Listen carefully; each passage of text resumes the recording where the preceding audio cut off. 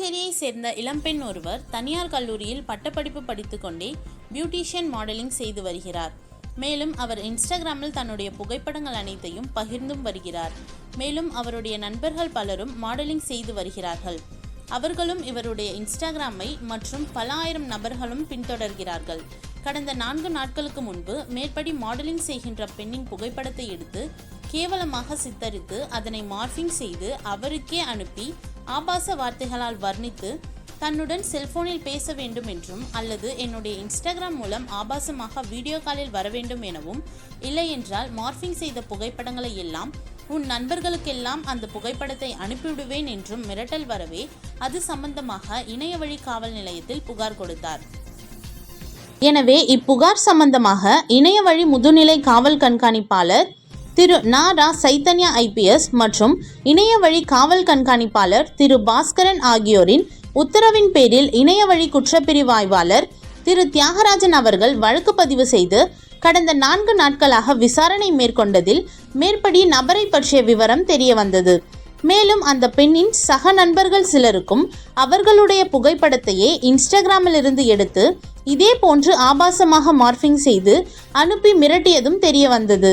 மேற்படி நபருடைய செல்போன் கண்காணிக்கப்பட்டு அவருடைய இன்ஸ்டாகிராம் மற்றும் வாட்ஸ்அப் போன்ற இயக்கங்களை கண்டுபிடித்து அவர் எங்கே இருக்கிறார் என்பது தெரிய வரவே இணையவழி குற்றப்பிரிவு ஆய்வாளர் திரு தியாகராஜன், திரு BC கீர்த்தி அவர்களின் தலைமையில் தலைமை காவலர் மணிமொழி, காவலர் அருண்குமார், பெண் காவலர் ரோஸ்லின் மேரி அடங்கிய தனிப்படை அமைத்து மேற்படி நபரை இன்று கைது செய்து அவருடைய செல்போனை ஆய்வு செய்து விசாரித்த போது அந்த வாலிபர் கடலூர் மாவட்டம் திருவாமூர் பகுதி என்பதும், பன்ருட்டியில் தற்போது குடியிருந்து வருகிறார் என்பதும், அவர் சென்னையில் ஒரு தனியார் நிறுவனத்தில் மேலாளராக பணி செய்யும் ரூபச்சந்துரு வயது 25 என்ற நபரை கைது செய்யப்பட்டார்.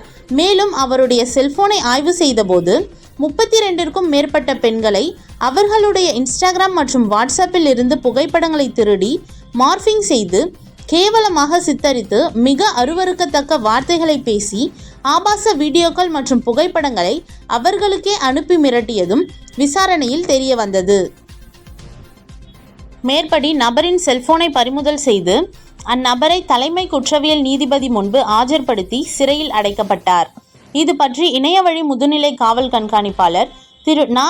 சைத்தன்யா IPS அவர்கள் பொதுமக்களுக்கும் இளைஞர்களுக்கும் பெண்களுக்கும் கூறுவது என்னவென்றால், தங்களுடைய இன்ஸ்டாகிராம், வாட்ஸ்அப் மற்றும் ஃபேஸ்புக் போன்றவற்றை செக்யூரிட்டி ஆப்ஷன் என்னென்ன பாதுகாப்பு நடைமுறைகள் இருக்கின்றதோ அனைத்தையும் பின்பற்றுமாறும், அப்படி பின்பற்றாவிடில் உங்களுடைய புகைப்படங்களை மற்றவர்கள் எளிதில் எடுக்க வாய்ப்பு இருக்கிறது என்றும் தெரிவித்தார்.